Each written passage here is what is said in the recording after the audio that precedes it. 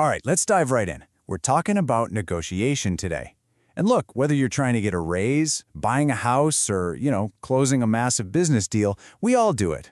But what if I told you that winning isn't really about being charming or just getting lucky? Nope, it's about strategy. And it all starts with one single powerful shift in how you see the whole thing. This right here, this is the big idea. You have to stop thinking of negotiation as some kind of mysterious art. It's not. It's a game. A game that has rules, it has players, and it has strategies. And the best part is, you can analyze it, you can understand it, and once you understand the game, well, you can start winning it. Okay, I know. Game theory sounds super academic, right? But forget the textbook definition for a second. Just think of it as a toolkit. It gives us a language, a framework, to really break down what's happening in any negotiation. It lets us get past our gut feelings and start making choices based on cold, hard, strategic logic. So where do we start? Well, before you even open your mouth to talk to the other person, you have to figure out where your power really comes from. And I'm willing to bet it's not what you think it is. You're going to want to remember this acronym, BATNA. It is, without a doubt, the most important concept in all of negotiation, period. And this isn't just some vague, maybe I'll do this if it doesn't work out.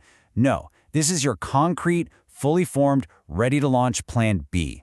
It's what you will do the second you stand up and walk away from that table. And this is why it's so important. It completely flips the script on what power in a negotiation even means. It's not about being the loudest or the most aggressive person in the room. Real power is having a fantastic alternative.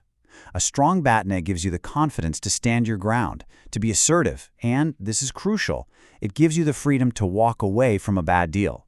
Because if you don't have one, you're not really negotiating, you're just begging. So how do you build a strong BATNA?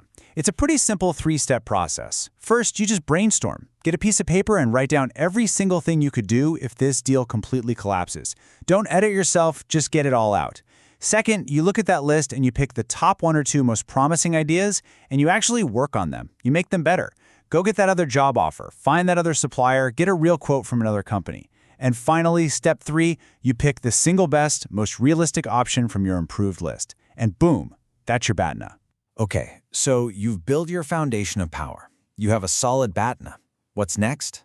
Well, now you need to figure out what kind of game you're actually playing.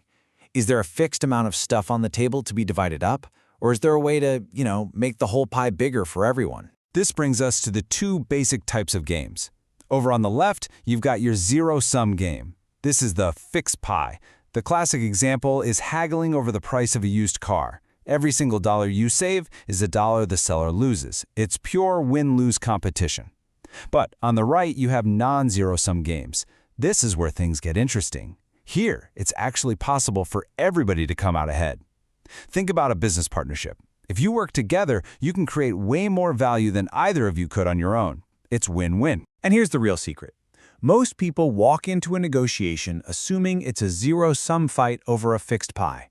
Master negotiators, they look for ways to make the pie bigger. They start asking questions, bringing in other issues, things like delivery dates, payment terms, warranties, future business. Things that you and the other side might value differently. By trading on those different priorities, you can literally create value out of thin air, turning what looked like a win-lose fight into a win-win collaboration. So how does all this play out in the real world? While every negotiation feels totally unique, the truth is, most of them fall into a few predictable patterns. These classic games. If you can learn to recognize which game you're in, you'll know exactly which strategy to use. Think of this table as your spotter's guide. We're going to focus on two of the big ones. First, the prisoner's dilemma. That's where cooperating would be best for everyone, but there's a huge temptation for one person to betray the other for a short-term gain. Then you have the game of chicken. This is that high-stakes standoff where backing down feels like losing, but if nobody backs down, everybody loses. Big time. The prisoner's dilemma is everywhere once you start looking for it. Imagine two gas stations right across the street from each other. If one of them lowers their price by a penny, they get a ton of business, right? So the other one has to match it. Then the first one lowers it again. And pretty soon they're in a full-blown price war and neither of them is making any money. See? Each individual move made perfect sense for them, but the combined result was a lose-lose. The only way out is to build trust and find a way to cooperate. And then you've got the game of chicken. This is all about high-stakes brinkmanship. The perfect example is a big labor strike. The union threatens to walk out, and management threatens to lock the doors. Neither side wants to be the one to swerve and look weak. But if nobody gives in, the crash is a long, painful strike that cripples the company and leaves the workers without paychecks. The winning strategy here isn't to be tougher, it's to find a clever way for both sides to back down a little without losing face. So just take a second. Does any of this ring a bell? That price war with a competitor? That standoff with your business partner over a key decision? Yeah, I thought so. You've probably been playing these games your whole life without even knowing what they were called. And that brings us to our last section, and honestly, the most advanced concept of them all. So far, we've been talking about how to play the game you're in. But the true masters, the grandmasters of negotiation, they don't just play the game, they design it. This is the question that changes everything. This is where you go from being a player to being the architect. Instead of just reacting to the situation in front of you, you start thinking, how can I actually structure this deal, the rules, the incentives, the penalties, in such a way that the other person wants to do what I want them to do? You make it their best possible move. Let's go back to that classic prisoner's dilemma example. Who's the most powerful person in that story? It's not the prisoners, it's the police officer. He didn't play their game, he designed it.